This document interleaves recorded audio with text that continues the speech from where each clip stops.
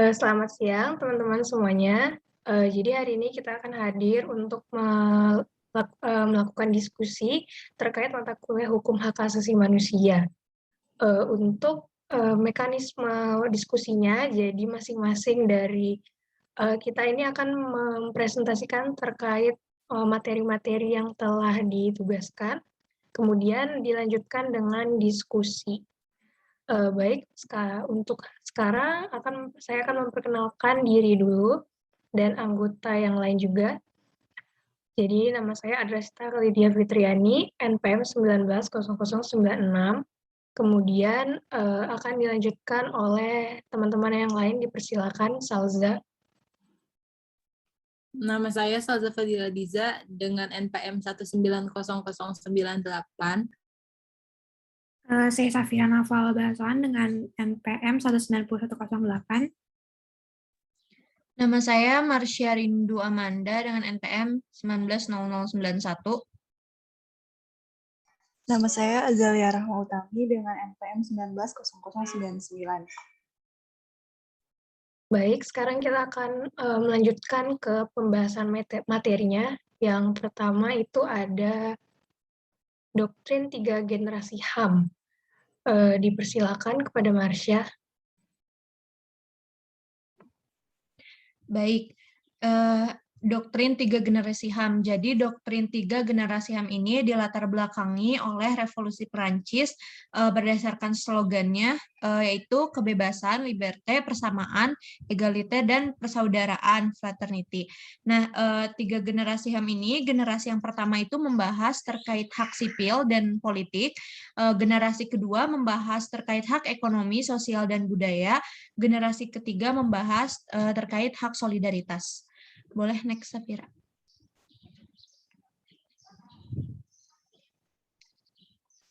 Generasi pertama HAM. Seperti yang sudah saya beritahu sebelumnya, bahwa generasi pertama ini membahas hak sipil dan politik. Nah, kebebasan atau liberté itu sering digunakan untuk mewakili hak-hak sipil dan politik. Pemikiran terkait hak sipil dan politik berasal dari teori-teori kaum reformis yang dikemukakan pada awal abad ke-17 dan 18 yang berkaitan dengan reformasi Inggris, Amerika, dan Prancis. Elemen dasar konsepsi hak asasi manusia ini mencakup soal prinsip integritas manusia, kebutuhan dasar manusia, dan prinsip kebebasan sipil dan politik. Boleh next.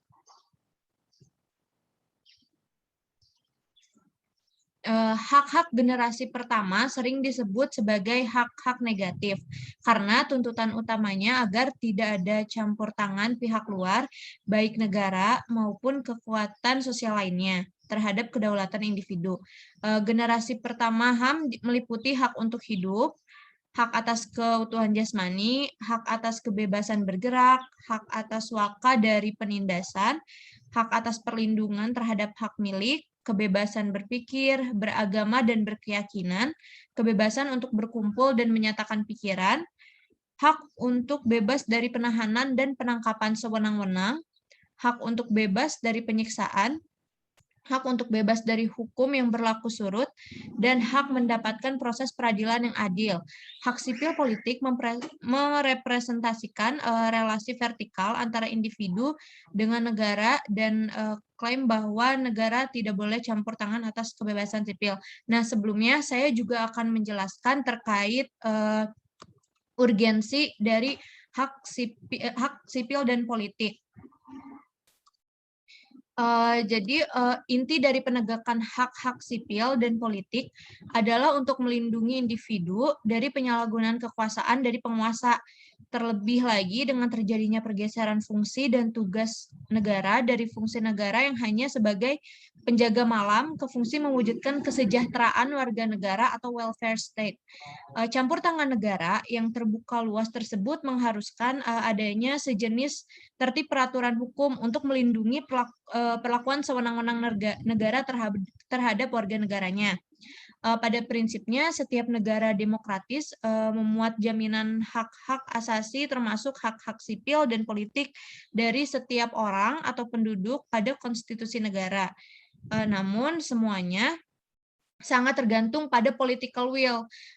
Jadi mau sedemokratis apapun itu negaranya, semuanya itu akan tergantung kepada penguasa untuk memberikan ruang bagi keberadaan hak-hak sipil dan politik tersebut. Pada tataran ini diperlukan upaya kedua belah pihak agar tidak terjadi tindakan penindasan ataupun pengekangan pelaksanaan hak-hak sipil dan politik ataupun negara-negara yang berada di negara tersebut. Selanjutnya boleh oleh Salza.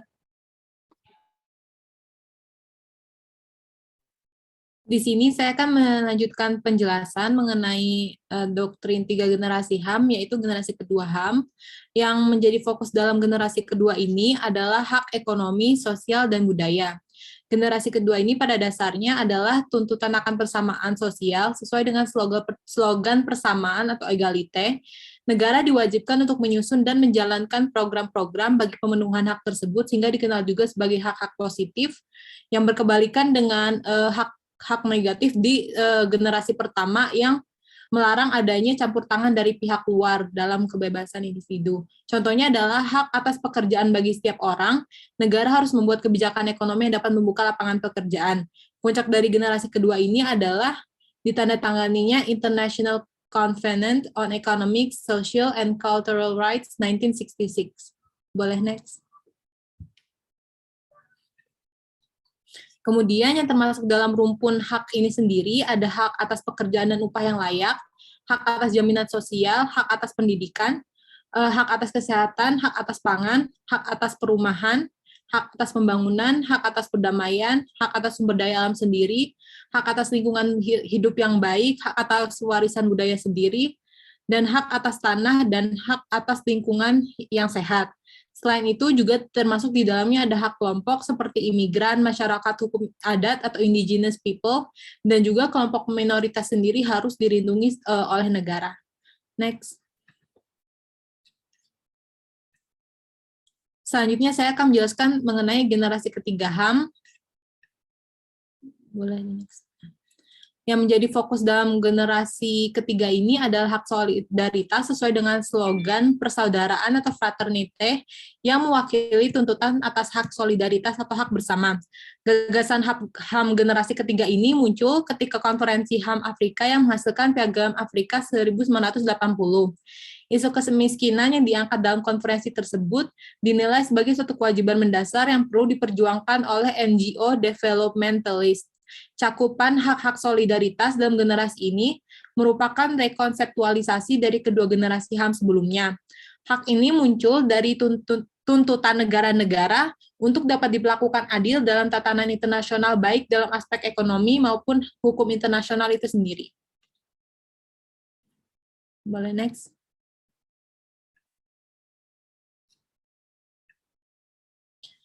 Di dalam hak solidaritas sendiri itu setidaknya terdapat 6 hak yang dituntut, dengan 3 hak mencerminkan kemunculan nasionalisme negara-negara berkembang dan tuntutannya akan distribusi kekuasaan serta kekayaan global yang lebih adil, yaitu ada hak politik, ekonomi, sosial, dan budaya untuk menentukan nasib sendiri, kemudian hak atas pembangunan, dan hak untuk berpartisipasi dan mengambil keuntungan dari warisan bersama umat manusia seperti sumber daya bumi dan berbagai kemajuan ilmu pengetahuan dan teknologi, dan juga 3 hak lainnya yaitu ada hak atas perdamaian dan hak atas lingkungan yang sehat dan berimbang, juga hak atas bantuan bencana kemanusiaan.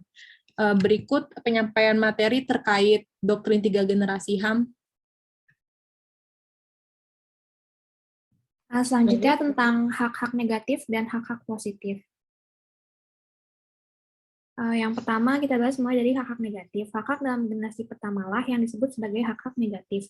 Karena oleh tuntutan utama terhadap tidak adanya campur tangan dari pihak luar, yaitu baik negara maupun kekuatan-kekuatan sosial lainnya terhadap kekuatan individu. Hak negatif ini juga sering disebut sebagai bebas dari atau dalam bahasa Inggrisnya freedom from.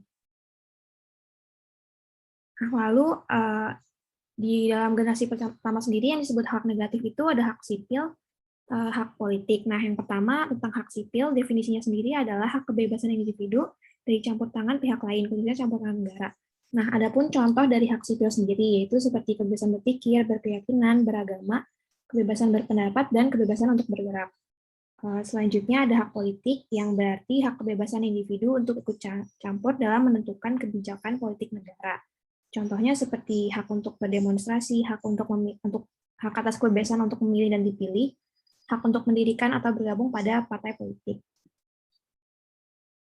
Selanjutnya ada hak-hak positif. Nah, untuk hak-hak positif ini sendiri lebih mengacu pada hak-hak dalam generasi pertama. Hak positif lebih kepada hak-hak dalam generasi kedua. Hak-hak pada generasi kedua ini merupakan kebalikan dari hak-hak pada generasi pertama, yang mana peran aktif atau positif negara di sini lebih ditekankan daripada peran negatifnya. Makanya disebut sebagai hak-hak positif. Nah, untuk hak-hak positif ini berarti pemenuhan atas hak-hak tersebut sangat membutuhkan peran aktif dari negara. Negara di sini dituntut untuk lebih aktif agar hak-hak tersebut dapat terpenuhi. Terus juga sering dirumuskan sebagai hak atas atau right to. Terus contoh-contohnya ada hak ekonomi, hak sosial, terus juga ada hak budaya. Hak ekonomi sendiri artinya hak setiap individu untuk menikmati sumber daya ekonomi atau kesejahteraan. Contohnya seperti hak atas pekerjaan dan hak atas kesejahteraan. Terus untuk hak sosial, yang berarti hak setiap individu untuk hidup dalam lingkungan sosial yang memadai dan hak-hak hukum untuk mendapatkan pelayanan dari pemerintah. Contohnya seperti hak atas pendidikan, hak atas kesehatan, hak atas jaminan sosial, hak atas perumahan, dan juga hak atas pangan dan juga air. Terus buat hak budayanya, yang berarti hak dan kebebasan setiap individu untuk berpartisipasi dalam kegiatan kebudayaan. Contohnya seperti hak atas identitas bangsa, negara, serta mempertahankannya, juga hak atas kekayaan intelektual. Terus untuk kesimpulannya, hak negatif mendukung terselenggarakannya suatu hak tanpa campur tangan dari pihak lain dalam menentukan dan menjalankan suatu tindakan. Sementara untuk hak positif menginginkan adanya campur tangan sosial bahkan yang bersifat koersif pada seseorang dalam menentukan dan menjalankan suatu tindakan untuk menuju kebaikan bersama, termasuk dalam hak pengaksesan hak. Di hak positif sendiri ini membuat orang berhak mendapatkan atau melakukan sesuatu. Kalau hak negatif memberikan hak pada seseorang untuk bebas melakukan atau memiliki sesuatu dan orang lain tidak boleh menghindarkan atau menghilangkan hak tersebut.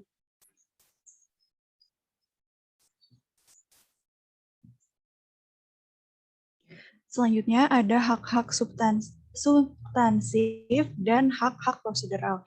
Jadi sebagaimana tadi telah ada pembagian hak asasi manusia yang berdasarkan sebagaimana yang dikemukakan oleh Christian Tomuschet dan Carol Vasak. Dan juga tadi hak asasi manusia tersebut bisa digolongkan juga menjadi hak positif dan hak negatif sebagaimana yang dijelaskan oleh Safira. Terdapat pula pembagian yang dikemukakan oleh Roy Gregory dan Philip Giddings, di mana mereka itu membagi kelanjutan klasifikasi dari 3 teori generasi HAM dengan mengelompokkannya lagi menjadi kategori pertama yaitu substantive right atau hak substantif, dan kategori kedua adalah procedural rights. Sebagaimana dalam yang dikatakan mereka bahwa citizenship may be perfect in terms of position and exercise of wide range of rights. In this content, rights take various form which can be considered into categories substantive and procedural. Bisa selanjutnya. Selanjutnya yang pertama masuk ke hak substansif. Jadi berdasarkan pendapat yang dikemukakan oleh Profesor Susi Harjanti, hak substansif itu merupakan hak yang termasuk dalam hak asasi manusia generasi pertama, kedua, serta ketiga. Mungkin selanjutnya. Untuk lebih memudahkan tentang pembagian hak menurut Roy Gregory dan Giddings ini dapat dilihat dalam tabel berikut. Jadi dalam tabel ini dapat kita lihat bahwa terdapat klasifikasi lanjutan dari 3 kategori generasi HAM, yang mana dalam kategori pertama itu disebut substantive right, yang bisa kita lihat di sini mencakup hak generasi pertama, kedua, dan ketiga, serta di bawahnya itu ada procedural right yang berkaitan dengan peran negara dalam pelayanan publik, sebagaimana bagian dari HAM. Untuk bagian procedural right itu akan dijelaskan secara lebih lanjut oleh Anda setelah pemaparan substantive right. Selanjutnya, Kembali lagi pada pemaparan tentang substantive right. Jadi kategori dari substantive right menurut Troy Gregory dan Philip Eddings seperti yang sudah dijelaskan sebelumnya. Yang pertama itu mencakup hak generasi pertama dan kebebasan asasi, yaitu hak di bidang sipil, politik, misalnya hak atas informasi dan kebebasan asasi, seperti kebebasan dari perbudakan, penyiksaan, atau kekejaman, dan perlakuan lain yang merendahkan martabat manusia. Hak lainnya yang lebih sempit itu bisa dilihat dari hak yang sipil dan politis, seperti hak yang dibutuhkan untuk kebebasan individu, kebebasan berbicara dan berserikat, kebebasan untuk memiliki harta, kebebasan untuk berpartisipasi dalam pelaksanaan politik, dan hak-hak lainnya. Yang kedua, ada kategori substansif atau generasi kedua, yaitu yang disebut dengan hak sosial, ekonomi, dan budaya, seperti hak untuk layanan kesehatan, kesejahteraan, hak pendidikan, serta hak-hak lainnya. Dan yang terakhir ini adalah hak asasi manusia generasi ketiga yang disebut juga sebagai hak solidaritas, yang mana cakupannya seperti hak-hak kolektif dari suku minoritas, hak atas pembangunan ekonomi, hak untuk lingkungan, dan hak lainnya. Selanjutnya,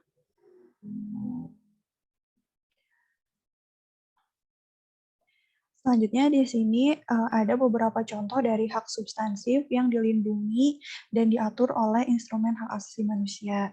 Hak-hak sebagaimana yang ditampilkan di sini merupakan hak-hak substansif yang diatur dalam International Covenant on Civil and Political Rights, American Convention on Human Rights, European Convention for the Protection of Human Rights, and Fundamental Freedom, serta African Charter on Human Peoples. Jadi berdasarkan ketiga beberapa instrumen hak asasi manusia internasional di atas, beberapa ada yang mengatur mengenai hak substansif, seperti contohnya hak untuk hidup, itu diatur dalam artikel 6 International Covenant on Civil and Political Rights, artikel 4 American Convention Human Rights, artikel kedua dari European Convention for Protection of Human Rights, dan artikel 4 African Charter on Human People and Human and People's Right.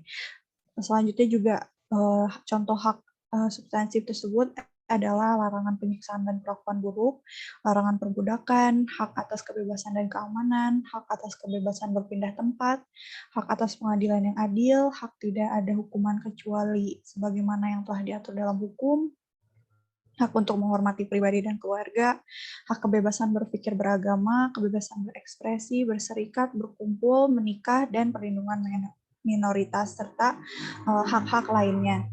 Selanjutnya,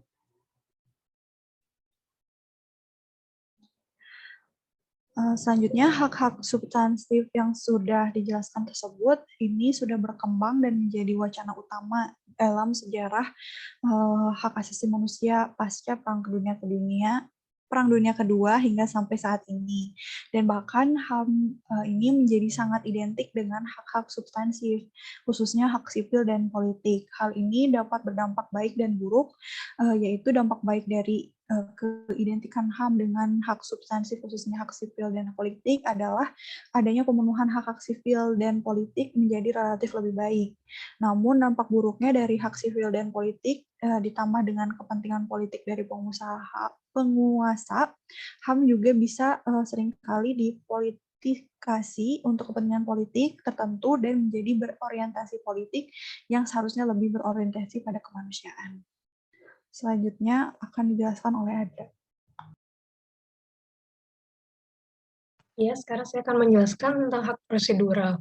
Jadi hak prosedural itu mengacu kepada hak hukum seseorang dalam hal urusan administratif dan konstitusional yang berhubungan dengan hak substantif tadi yang sudah dijelaskan oleh Ami, di mana hak ini mengatur mengenai bagaimana proses pengambilan keputusan oleh pemerintah seharusnya dilakukan. Hak ini bertujuan untuk memastikan hal tersebut terlaksana secara baik dan adil. Hak prosedural patut mendapat perhatian karena hak ini tidak hanya penting untuk dapat melindungi hak substantif tiap orang, namun juga berkedudukan sendiri melindungi martabat seseorang sebagai manusia. Next.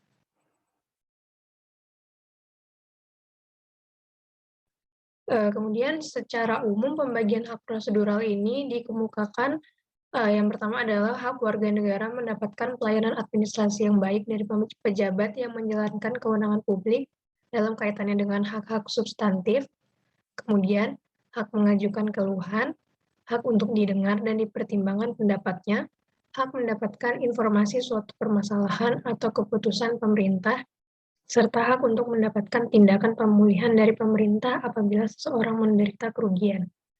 Kemudian kalau yang berhubungan dengan konstitusional itu antara lain hak memperoleh kepastian hukum, hak mendapatkan perlakuan adil dalam peradilan, penggeledahan dan penangkapan, hak untuk mendapat informasi terkait proses peradilan, serta hak mendapatkan pembelaan hukum dalam proses pengadilan. Next. Kemudian ini saya udah mengkompil beberapa hak prosedural dalam perjanjian-perjanjian internasional yang diatur dalam Universal Declaration of Human Rights dan International Covenant on Civil and Political Rights. Antara lain itu yang pertama, hak atas pemulihan yang efektif untuk pelanggaran hak, diatur dalam pasal 8 UDHR, kemudian hak atas pemeriksaan yang adil dan terbuka oleh pengadilan yang independen dan tidak memihak dalam perkara perdata maupun pidana. Kemudian ada hak atas asas praduga tak bersalah, pengadilan umum, dan pembelaan diri dalam perkara pidana.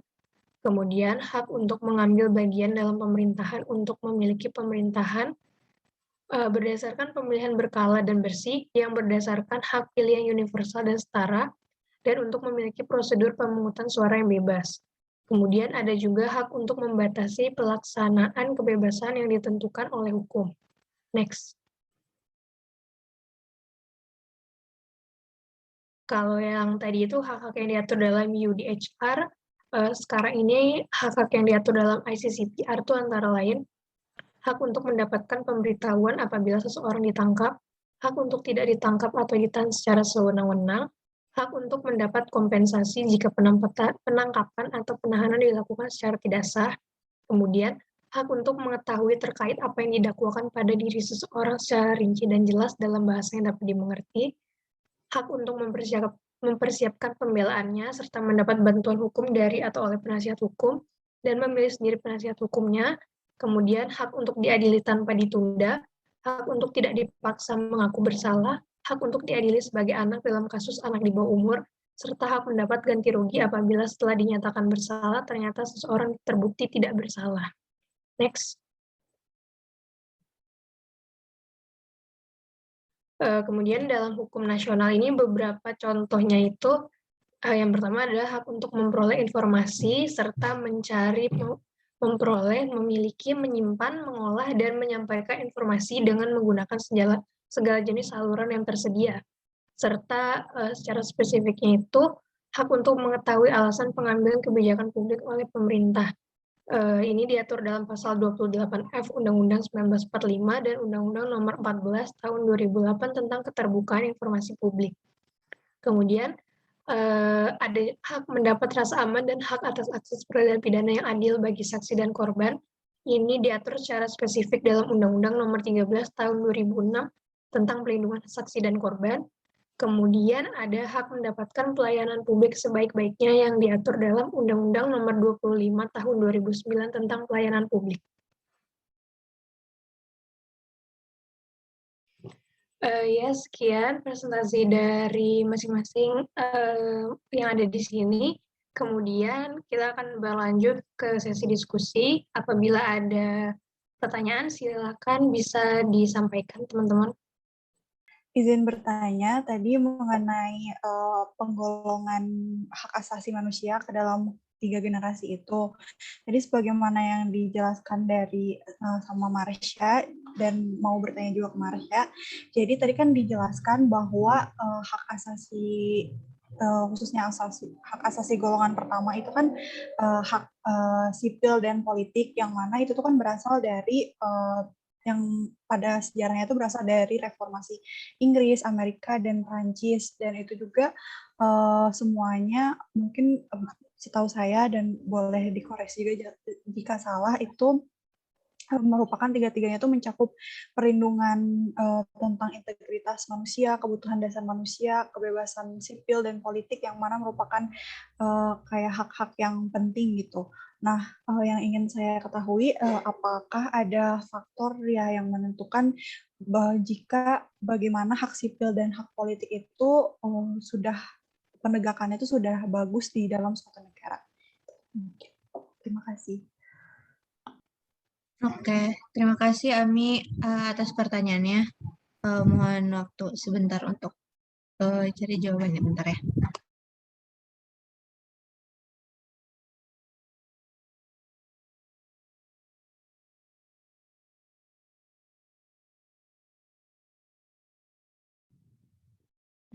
Baik, saya izin menjawab pertanyaan dari Ami.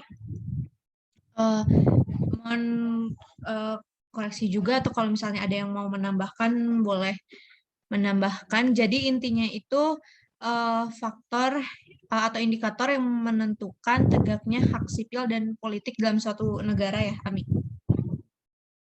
Ya, intinya mungkin kayak gitu. Berdasarkan literatur yang saya baca, jadi untuk faktor atau indikator yang menentukan tegaknya hak sipil dan politik dalam suatu negara itu ada 4. Yang pertama itu kita harus melihat karakteristik dari suatu rezimnya gitu. Jadi apakah rezim tersebut demokratis atau tidak? Dan demokratis di sini, pemahaman demokratis di sini itu terkait persamaan dan kebebasan serta adanya kontrol yang efektif dari masyarakat terhadap kekuasaan gitu. Di negara demokratis, hak sipil dan politik ini mendapat perlindungan yang paling kuat. Terus berdasarkan yang saya baca juga, menurut Harold Crouch, itu politikus dari Australia, menyatakan bahwa ada hak-hak tertentu yang memang baru dapat dinikmati kalau proses demokratisasi telah dimulai. Contohnya, hak untuk mengkritik pemerintah apa adanya, membentuk organisasi, terus dipilih secara langsung dalam pemilu. Dengan kata lain, hanya pada negara yang menganut sistem politik demokratis yang dapat memberikan jaminan perlindungan terhadap hak sipil dan politik, karena hak sipil dan politik sendiri tergolong pada hak negatif yang sebagaimana sudah dijelaskan oleh Safira sebelumnya, di mana adanya pembatasan peran negara terhadap hak dan kebebasan tersebut. Itu faktor yang pertama. Nah, kalau misalnya faktor yang kedua, itu terkait pengintegrasian HAM dalam konstitusi. Jadi melalui melalui pengintegrasian HAM ini, itu tuh memberdayakan sekaligus membatasi pemerintah, menggambarkan kontrak sosial yang berlaku dalam hubungan antara masyarakat dan negara. Kemudian juga dalam pengintegrasian ini artinya itu kayak menyediakan ruang publik yang memadai dan mekanisme kontrol bagi penyalahgunaan kekuasaan.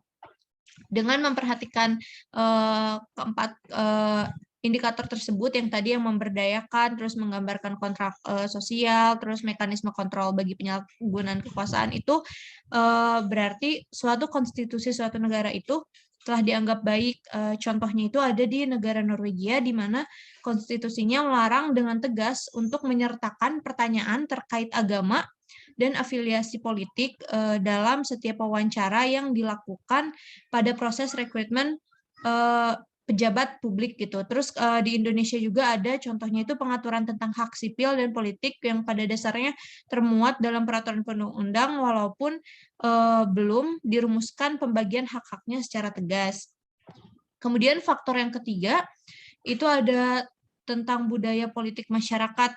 Jadi di dalam budaya politik masyarakat ini ada istilah budaya politik partisipan, yang artinya itu budaya politik masyarakat yang memberi peluang untuk tumbuh kembangnya kehidupan demokratis. Demokratis ini tuh sama kayak definisi demokratis di faktor yang pertama tadi.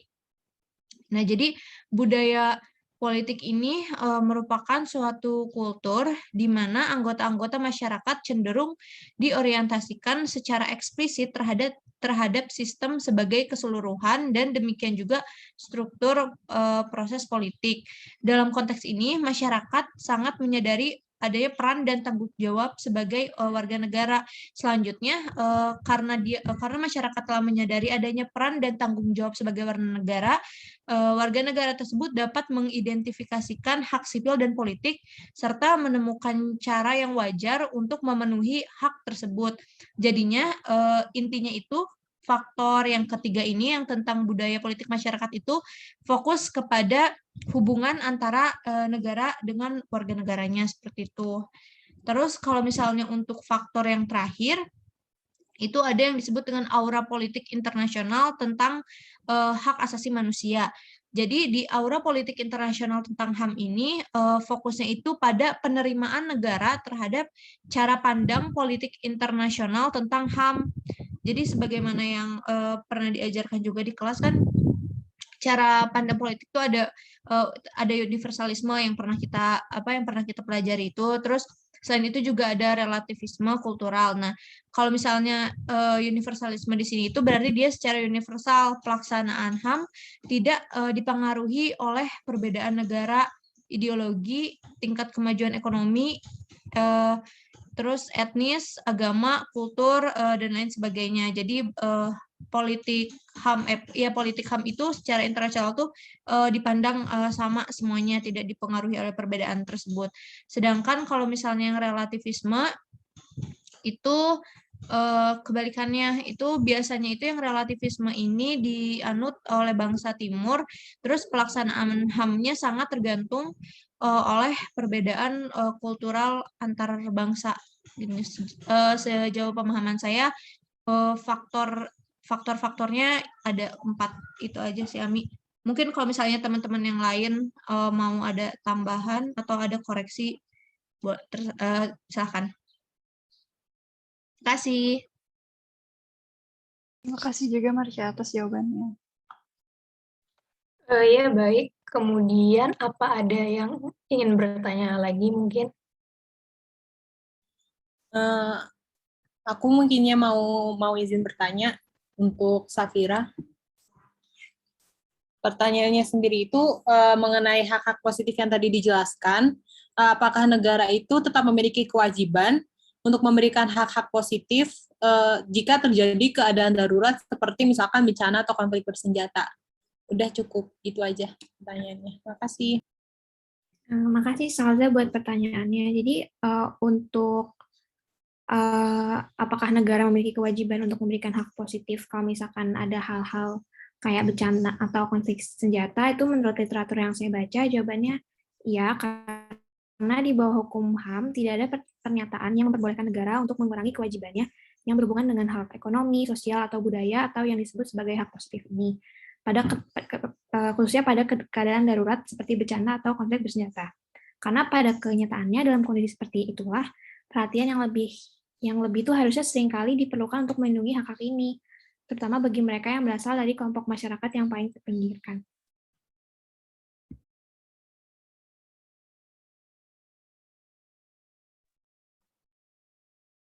Bagaimana, Salza? Apakah sudah puas dengan jawabannya? Macet ya, guys, kayaknya. Salza. Nggak gerak.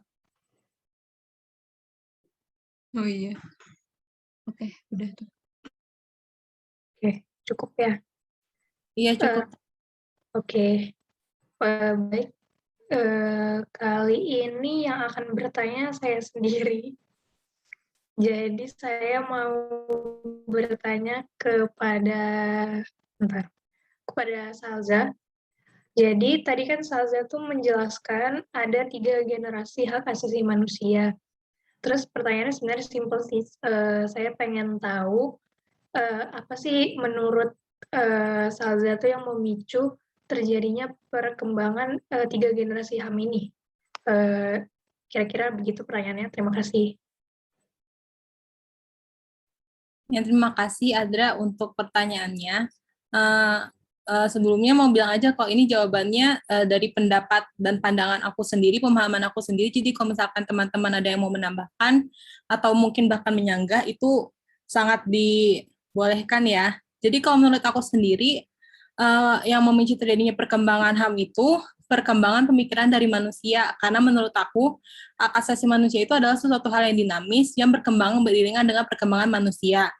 Dan perkembangan pemikiran itu disebabkan oleh adanya berbagai peristiwa yang terjadi di dunia, dan hal itu menyebabkan terjadinya perubahan pandangan terhadap sesuatu. Jadi misalkan ada suatu tindakan atau kondisi yang dahulu dapat menimbulkan seseorang itu mendapatkan perlakuan yang kita kini katakan melanggar hak asasi manusia, namun karena pola pemikiran manusia saat itu, sehingga perlakuan itu menjadi sesuatu yang diwajarkan pada saat itu. Jadi misalkan contohnya itu kayak seperti kita tahu kalau dulu itu orang-orang berkulit hitam itu mereka menerima perlakuan yang sangat rasisme begitu kan, sampai kayak di Amerika itu mereka itu dibedakan dalam hal misalkan fasilitas umum antara orang kulit putih sama kulit hitam.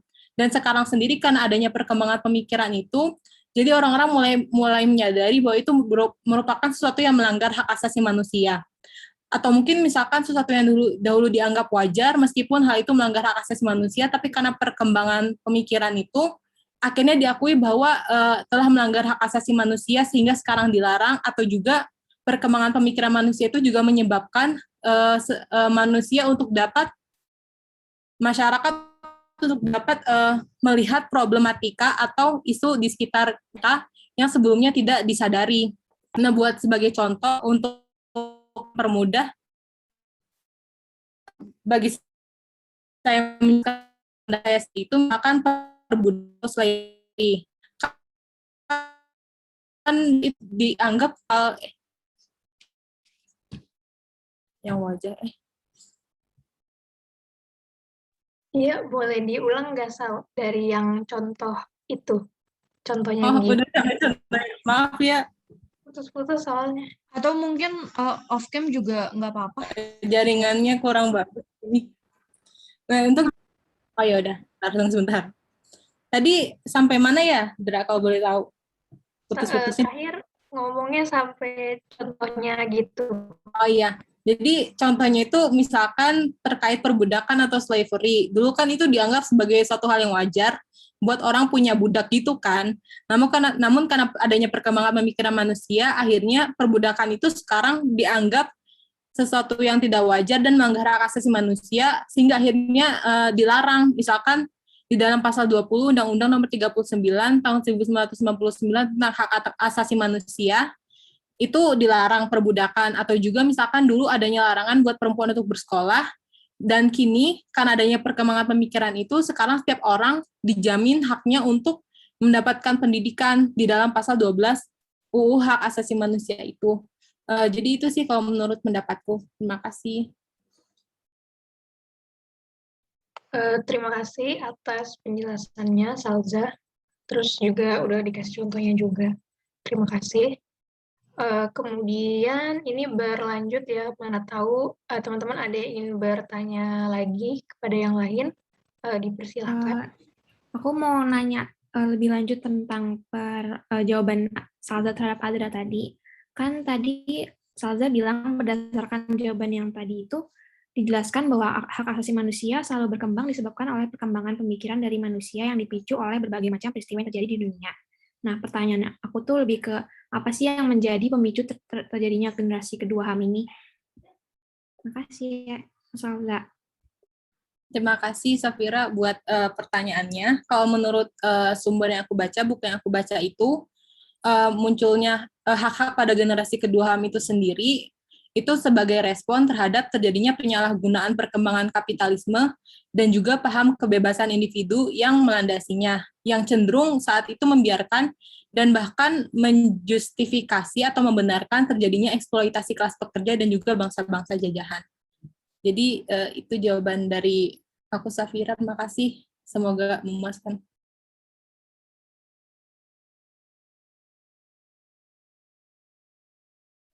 Baik, teman-teman. Diskusinya masih dilanjutkan apabila ada yang masih ingin bertanya, kira-kira dipersilakan.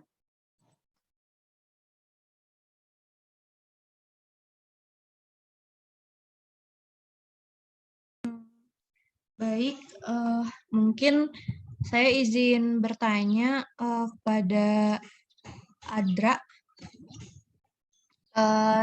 terkait tadi materi yang sudah diberikan. Pertanyaan saya itu kenapa hak prosedural seperti lebih dikesampingkan dibanding hak substansif gitu. Kalau misalnya dari pemaparan yang tadi sudah Ami jelaskan juga, yang ada jelaskan kayak saya melihat itu kenapa sih hak prosedural tuh seakan lebih dikesampingkan. Itu aja sih pertanyaannya. Makasih, Adra. Iya, terima kasih Marsha.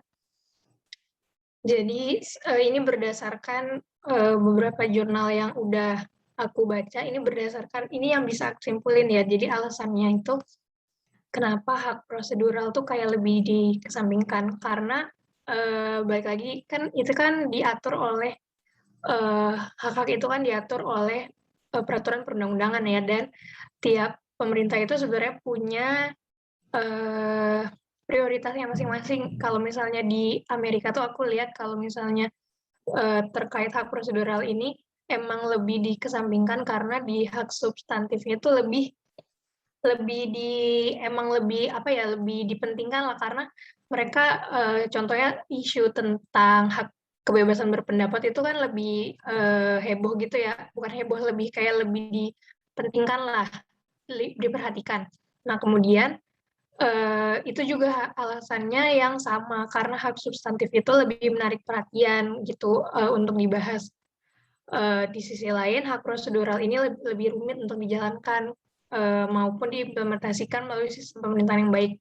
Karena kan tadi dijelaskan hak prosedural ini mencakup kepentingan-kepentingan individu dalam hal administrasi pelayanan publik, kemudian ada juga hak untuk informasi, hak untuk didengar pendapatnya, terus hak-hak yang bersifat konstitusional dalam peradilan gitu kan. Nah, akan tetapi kalau menurut saya seharusnya pemerintah itu tidak beralasan gitu, kayak menurutnya ya ribet lah gitu hak prosedural, tapi seharusnya juga tetap diberi perhatian gitu, karena dengan adanya pelindungan yang efektif terhadap hak prosedural itu dapat tercipta sistem tatanan pelindungan hak asasi manusia yang pada akhirnya itu akan melindungi hak-hak substantif tiap orang. Seperti tadi sudah aku sampaikan di PPT, kalau misalnya hak substantif ini, hak prosedural ini akan melindungi hak substantif itu tersendiri dan juga sekaligus menjaga harkat dan martabat seseorang sebagai manusia. Kalau untuk contoh itu misalnya hak atas pembelajaran efektif itu kalau misalnya diberlakukan secara efektif bisa memberikan kompensasi yang benar lah gitu kepada korban penyiksaan. Kemudian juga menjadi insentif yang kuat buat polisi untuk mereformasi menciptakan praktik pengadilan yang adil gitu. Dan juga bisa juga berpengaruh kepada kehidupan seseorang dalam hal pengadilan yang adil itu tadi, misalnya dalam hal dia itu didakwa gitu kan, terus dia dipenjara ternyata dia terbukti tidak bersalah. Nah kalau misalnya prosedural ini dipentingkan gitu oleh pemerintah ya, hak-hak substantif seseorang itu juga pasti akan terlindungi. Begitu sih dari aku, Marsha. Baik, terima kasih banyak Adra atas jawabannya, sangat menjawab. Oke, baik teman-teman, apakah masih ada yang ingin bertanya kepada teman-teman yang lain? Aku mau bertanya ke Marsha soal pemaparan tadi kan membahas tentang hak sipil sama hak politik juga. Nah, pertanyaan aku tuh lebih ke bagaimana sih timeline sejarahnya hingga sampai terbentuknya hak sipil dan hak politik itu sendiri. Terima kasih sebelumnya. Oke, makasih Safira atas pertanyaannya. Di sini saya akan mencoba menjawab pertanyaannya Safira berdasarkan apa yang saya baca, dan kalau misalnya teman-teman ada yang mau menambahkan juga boleh. Jadi sepanjang pengetahuan saya tentang sejarah hak sipil dan politik itu, jadi perjuangan penegakan hak-hak sipil dan politik itu dimulai jauh sebelum hak-hak tersebut dijamin dalam konvenan internasional gitu. Terus entry point-nya itu terjadi pada awal abad ke-13 di Inggris.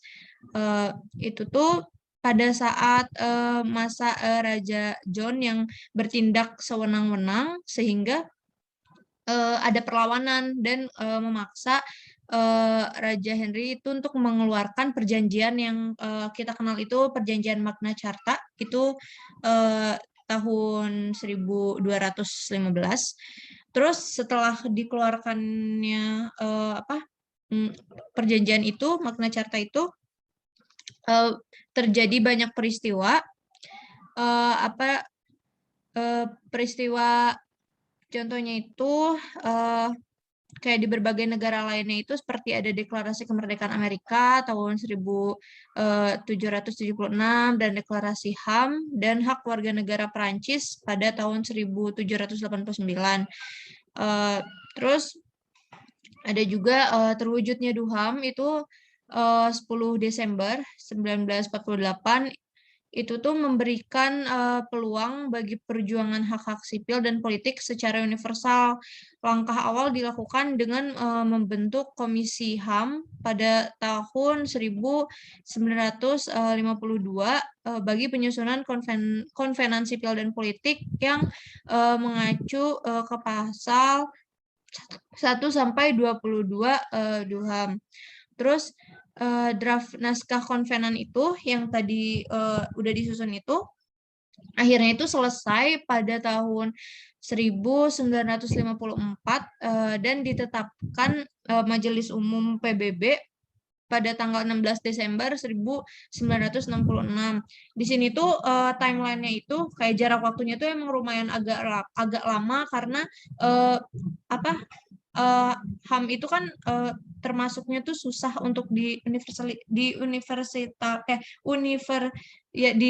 dipandang secara universal gitu, karena kan HAM dari negara lain tuh berbeda-beda, makanya dari sini timeline-nya itu kayak jaraknya tuh untuk mengesahkan satu perjanjian atau mengesahkan draft naskah konvenan tuh lama-lama gitu, seperti itu. Terus baru pada tahun 1976, konvenan ini berlaku setelah memenuhi persyaratan diratifikasi oleh 35 negara. Negara-negara yang telah meratifikasi konvenan ini terikat pada mekanisme pengawasan yang dilakukan oleh Komite HAM. Itu tuh istilahnya tuh Human Rights Committee, itu tuh komitenya diatur secara khusus dalam bagian tersendiri konvenan yang meliputi pasal 28 hingga 45. Jadi tugas dari si Human Rights Committee ini ada 3 hal. Itu yang pertama itu mengkaji laporan-laporan dari berbagai negara yang telah meratifikasi konvenan tersebut. Terus laporannya itu memuat langkah-langkah yang telah ditempuh oleh negara yang bersangkutan dalam perlindungan hak sipil dan politik, sama kemajuan-kemajuan yang dicapai oleh pemenuhan hak tersebut. Terus yang kedua itu menerima, mempertimbangkan, dan menengahi menengahi keluhan dari satu negara mengenai anggota lain yang dinilai melanggar berbagai ketentuan dalam konvenan tersebut. Terus yang ketiga itu menerima, mempertimbangkan, serta menengahi keluhan dari warga negara suatu negara yang merasa dilanggar haknya. Kurang lebih seperti itu sih timeline dari sejarah hak sipil dan politik. Jadi emang panjang banget dari masa kerajaan sampai sekarang. Seperti itu Safira jawabannya. Terima kasih Marsha jawabannya. Kemudian sekarang saya ingin bertanya nih terkait materi yang sudah Ami sampaikan tentang hak substantif. Tadi kan di PPT itu Ami mencantumkan itu cuma hak-hak substantif, contohnya tuh yang ada di dalam perjanjian-perjanjian internasional gitu kan. Kalau misalnya di undang-undang nasional tuh contoh-contohnya tuh apa aja ya yang diatur gitu. Misalnya di dalam Undang-Undang 1945 gitu, seperti apa ya? Terima kasih, Ami. Oke, terima kasih untuk pertanyaannya, Adra. Untuk hak-hak substansial juga itu pastinya tercantum juga ya dalam konstitusi kita. Nah, contohnya itu ada beberapa hak substansial, yang mana hak substansial itu kan sebagaimana yang udah dijelaskan sebelumnya, itu kan berkaitan dengan hak asasi manusia golongan yang 1, 2, maupun 3 itu. Nah, seperti contohnya, misalnya yang hak asasi golongan 1 itu untuk hak hidup dan mempertahankan kehidupan, itu diatur dalam pasal 28A. Nah, hak untuk membentuk keluarga juga termasuk kepada hak substansial. Terus juga hak untuk melanjutkan keturunan berdasarkan perkawinan diatur dalam pasal 28B ayat 1. Juga hak atas kelangsungan hidup juga diatur, itu mengenai hak substansial. Terus juga ada hak atas pengakuan jaminan dan perlindungan kepastian hukum yang adil serta perlakuan yang sama di depan hukum, itu diatur dalam pasal 28D ayat 1.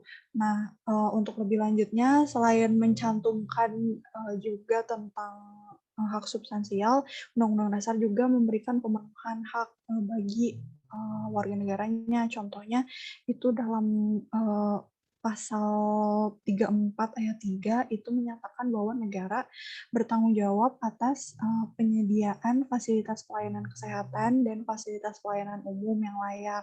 Nah, untuk pemenuhan kesejahteraan itulah maka negara harus melakukan pelayanan kepada masyarakat kan, yang kita kenal juga sebagai pelayanan publik. Nah, pelayanan publik inilah merupakan strategi dari negara yang mana menjadi penghubung bagi masyarakat untuk mengakses hak-hak asasi substansif seperti pendidikan, kesehatan, yang dalam hal ini termasuk ke dalam hak ekonomi, sosial, dan budaya, di mana ini merupakan salah satu upaya dari pemerintah untuk melakukan pemenuhan kepada hak-hak substansif.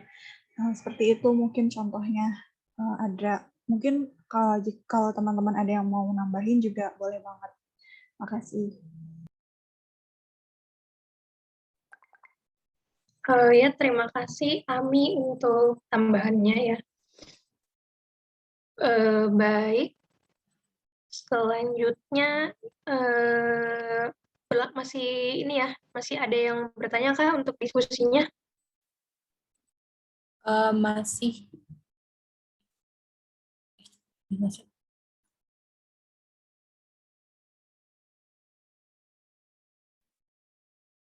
Aku mau nanya dong, bertanya. Iya.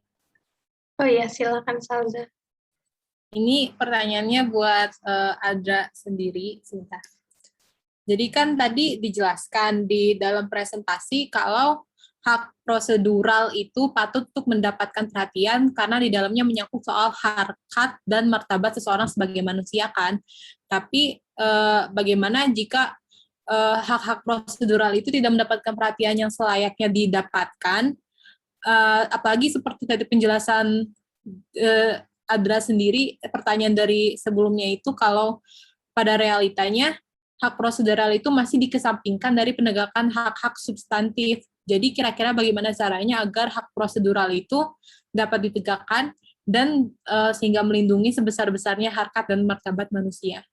Terima kasih.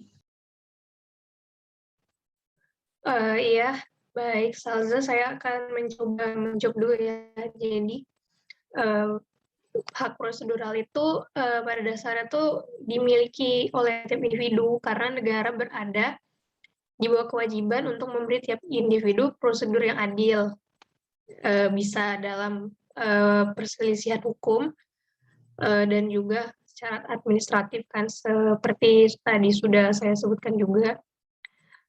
Kewajiban ini mengalir dari kewajiban negara untuk memperlakukan setiap orang sebagai anggota tatanan hukum yang bebas. emang pada kenyataannya hak prosedural juga belum sepenuhnya ditegakkan kan, seperti tadi yang sudah dibilang. Nah, misalnya kalau misalnya di kenyataan tuh misalnya isu pembentukan omnibus law gitu kan, yang tidak memperhatikan demonstrasi dan pendapat dari buruh gitu kan, yang mana hal tersebut tuh tidak mengindahkan hak mereka untuk didengar dan dipertimbangkan pendapatnya dalam pembuatan undang-undang. Hal ini jelas menimbulkan masalah kan untuk perlindungan hak prosedural tiap individu. Kalau misalnya tidak dipenuhi, hak-hak prosedural itu dapat melukai harkat dan martabat orang-orang yang terkena dampak. Jadi itu orang-orang yang terkena dampak itu dapat merasa bahwa mereka tuh keluar dari pembicaraan penting terkait hak mereka. Terus mereka juga bisa ngerasa kalau mereka tuh kayak tidak berdaya gitu loh, atau lebih rendah daripada masyarakat yang lainnya. Terus juga bisa muncul rasa pesimistis terhadap kinerja pemerintah gitu kan. Jadi orang udah merasa tidak berdaya karena hak substantifnya tuh dilanggar, tapi tidak dapat meminta pemulihan juga gitu terhadap hak-haknya karena sistem proseduralnya itu juga ya gimana gitu kan, tidak diindahkan oleh pemerintah gitu kan. Jadi menurut saya yang dapat dilakukan oleh pemerintah itu untuk dapat menegakkan pelindungan terhadap hak prosedural ini itu yang pertama tuh mendengarkan pendapat tiap individu ataupun masyarakat gitu kan, karena setiap orang tuh berhak didengar lah gitu kan, dianggap sebagai pihak yang mampu menjelaskan diri mereka sendiri setiap orang kan. Kemudian juga memberikan kesempatan untuk memperdebatkan interpretasi hukum yang menguntungkan atau penerapannya pada fakta. Ini juga berkaitan dengan hak tiap orang untuk didengar pendapatnya gitu kan. Dan yang terakhir yang sebenarnya paling fundamental tapi emang paling sulit itu emang harus membangun supremasi hukum yang benar-benar memihak kepentingan hak asasi manusia gitu, dan memperluas akses perlindungan hukum kepada tiap individu. Dan emang pemerintah dalam hal ini emang masih perlu peningkatan lah gitu kan untuk aparat-aparatnya dalam hal perlindungan hak prosedural. Soalnya kalau misalnya ngomongin dari dasar hukumnya sebenarnya udah banyak ya gitu dibuat, mulai dari Undang-Undang Dasar, kemudian juga mungkin ratifikasi gitu, dan sebagainya juga. Begitu, Salza. Terima kasih, Adra. Oke. Ya, teman-teman, tadi sudah pertanyaan dari Salza sudah saya jawab. Kira-kira apa ada pertanyaan yang lainnya? Izin bertanya. Tadi mengenai pemaparan dari hak positif khususnya itu tadi dipaparkan oleh Safira ya. Nah, saya penasaran aja sebenarnya untuk hak-hak positif itu yang berperan untuk meningkatkan dan melindungi hak-hak positif tersebut secara nasional itu siapa aja? Karena kan hak positif itu menyangkut hak-hak ekonomi, sosial, dan budaya.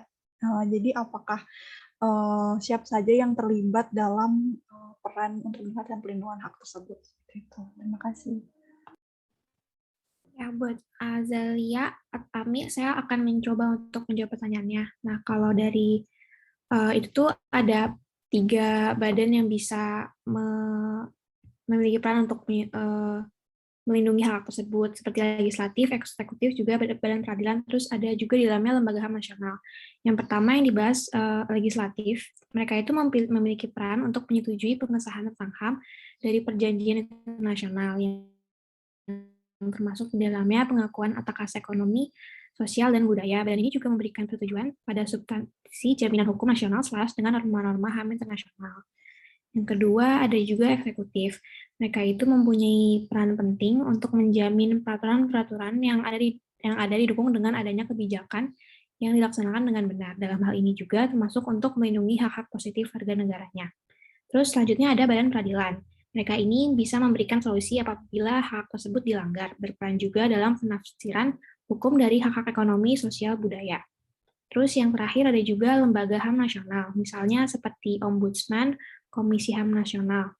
yang bertugas untuk meningkatkan atau memantau, termasuk di dalamnya hak-hak ekonomi, sosial, atau budaya. Adapun tindakan yang dapat mereka lakukan, yaitu tergantung dari mandatnya masing-masing. Contohnya seperti lembaga HAM ini, lembaga HAM nasional yang dapat melindungi dan meningkatkan hak ekonomi, sosial, dan budaya secara beragam, yaitu dengan menangani kasus pelanggaran, melakukan penyelidikan, memantau pelaksanaan dari perjanjian internasional HAM yang relevan, terus juga menasihati pemerintah perihal penerapan pada hukum nasional dari perjanjian internasional, juga memiliki kewajiban memberi saran tentang perubahan kebijakan serta menyediakan pelatihan dan pendidikan kepada publik. Kurang lebih jawaban saya seperti itu. Kalau misalnya ada yang mau nambahin, boleh banget. Makasih. Makasih juga atas jawabannya. Baik, pertanyaan dari Ami sudah terjawab. Sekarang kira-kira apa diskusinya mau dilanjutkan? Ada yang masih ingin bertanya lagi? Boleh bertanya mungkin satu pertanyaan lagi. Oh ya, baik. Ya, sebenarnya ini pertanyaannya, ini follow up question dari jawaban Ami. Saya ingin bertanya ke Ami atau Azalia. Jadi pertanyaan saya itu, mengapa ketentuan tentang hak asasi, khususnya hak substansif, itu penting dan harus diatur dalam undang-undang? Seperti itu pertanyaannya. Terima kasih, Azalia. Baik, izin menjawab ya, dan terima kasih juga untuk pertanyaannya, Marsha. Mengapa hak substansif dan hak lainnya itu perlu diatur atau harus diatur dalam Undang-Undang Dasar, itu karena dengan dimuatnya hak asasi dalam Undang-Undang Dasar, yang mana Undang-Undang Dasar itu adalah konstitusi negara, itu bisa menjadikan hak asasi manusia yang tadinya itu merupakan natural rights, jadi hak yang secara natural diberikan dari Tuhan kepada kita yang sudah ada sejak kita lahir, itu menjadi legal rights sekaligus constitutional rights, yang mana dijunjung tinggi keberadaannya karena konstitusi tersebut kan, konstitusi itu sendiri itu merupakan peraturan tertinggi ya dalam suatu negara, khususnya di Indonesia. Nah, selain itu juga kalau dilihat juga bisa dilihat dari fungsi konstitusi itu sendiri, di mana fungsi konstitusi sebagaimana yang dicatatkan oleh Murphy, itu konstitusi memiliki 4 fungsi, yaitu yang pertama fungsi bahwa konstitusi itu dapat sekedar sebagai kepura-puraan, contohnya konstitusi Stalin dan konstitusi Mao, dan yang kedua itu konstitusi itu bisa berfungsi sebagai penentu dasar fundamental susunan pemerintahan yang diatur hukum. Konstitusi juga bisa berfungsi sebagai pelindung hak-hak fundamental, di mana konstitusi yang memuat prinsip demokrasi sebagaimana negara kita itu akan melindungi hak substantif, dan juga fungsi terakhir adalah sebagai perikatan atau simbol dari aspirasi. Dari keempat fungsi tersebut dapat dilihat dalam salah satu fungsi konstitusi, yaitu bahwa konstitusi berfungsi sebagai pelindung hak fundamental dan substansif maupun hak lainnya, sehingga untuk itu dapat dikatakan bahwa hak substansif ini diatur dalam konstitusi yang mana merupakan penentu dasar fundamental suatu negara, itu menjadi penting untuk dilakukan karena agar pemenuhan hak asasi manusia itu dapat lebih terjamin oleh hukum, khususnya hukum yang paling tinggi ada dalam negara kita, yaitu konstitusi. Mungkin seperti itu.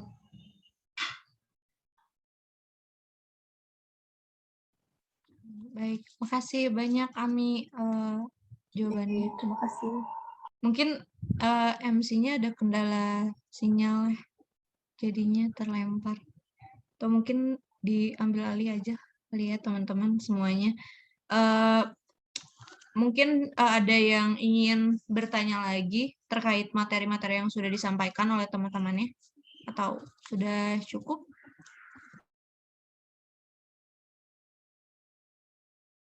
Dari aku cukup. Dari aku juga cukup. Aku juga cukup. Oke, kalau seperti itu, nah ini Adra udah hadir lagi. Mungkin Adra ada yang mau ditanyain lagi sebelum diskusinya ditutup. Ini aku mengambil alih MC. Oh iya, sorry tadi sinyalnya jelek tiba-tiba. Kalau dari aku sih kayaknya cukup ya untuk diskusi hari ini. Kalau teman-teman lain, Oke, kalau gitu. Mungkin penutupannya mau sama Adra. baik, sepertinya tidak ada lagi yang ingin ditanyakan ya untuk diskusinya. Jadi diskusi untuk hari ini sepertinya akan dicukupkan sampai di sini. Terima kasih teman-teman atas partisipasinya dalam pemberian materi dan juga bertanya untuk diskusinya ini supaya jadi lebih hidup. Akhir kata, terima kasih teman-teman. Assalamualaikum warahmatullahi wabarakatuh. Waalaikumsalam warahmatullahi wabarakatuh. Selamat Terima kasih semua. Terima kasih semuanya. Ya.